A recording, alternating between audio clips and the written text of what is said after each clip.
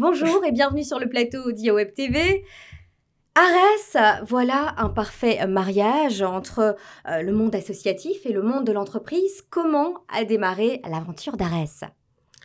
Donc, Arès a démarré suite à un constat. Les travailleurs sociaux n'avaient pas assez de réponses à apporter aux personnes qui venaient chercher des secours.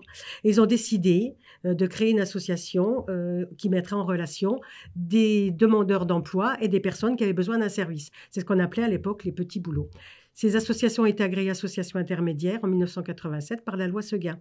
Sylvie Hervé, comment Arès accompagne ces nouvelles recrues? Arès accompagne ses salariés dans la remise à l'emploi progressif par le biais d'un accompagnement individuel ou collectif. Et bien sûr, le but, c'est qu'on ne fasse pas d'assistanat, c'est qu'on puisse leur donner un bulletin de paye. Donc, l'action principale d'accompagnement est bien la mise à disposition auprès de particuliers, de professionnels ou de collectivités. Sylvie Hervé, comment Arès accompagne ces nouvelles recrues? Arès accompagne ses salariés par de la mise à disposition auprès de particuliers, d'entreprises ou de collectivités. Mais avant la mise à disposition, bien sûr, il y a tout un travail d'accompagnement, soit avec des entretiens individuels, soit par des modules collectifs. Tous les freins à l'emploi sont détectés et on essaye bien sûr de les lever. Ça redonne confiance aux personnes que l'on reçoit et une fois que nous avons pu les remettre en confiance, nous allons pouvoir les mettre à disposition justement pour qu'ils puissent découvrir de nouveaux métiers et reprendre confiance en eux. Pascal Zog, je me retourne vers vous. Quel type de missions sont proposées à vos salariés? Alors, les personnes que nous accompagnons, on leur propose des missions soit auprès des particuliers, essentiellement les services à la personne, soit auprès du monde professionnel qui est constitué des entreprises, des collectivités, associations, professions libérales, artisans commerçants.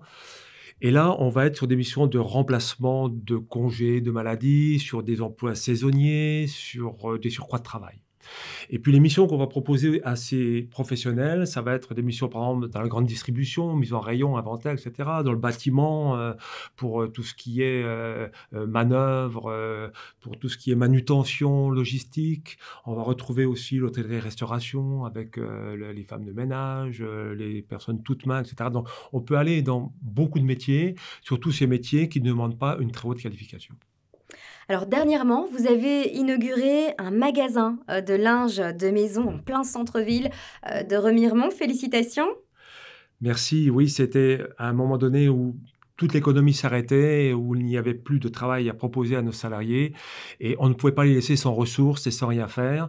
On a décidé donc d'abord de fabriquer des masques et puis rapidement la demande en masques s'est éteinte. Il a fallu partir sur d'autres horizons et nous nous sommes lancés sur le linge de maison.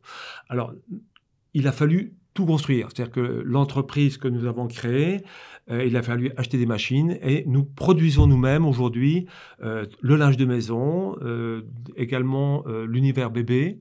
Et puis nous revendons aussi des produits, la vie en Vosges et des textiles de lit d'entreprises vosgiennes. Donc cette fabrication, elle est faite par des gens en insertion qui découvrent le métier chez nous et nous vendons ensuite dans notre magasin, dans notre boutique, tous ces produits qui sont aujourd'hui, avec une progression en 2 ans, une activité qui est devenue très intéressante.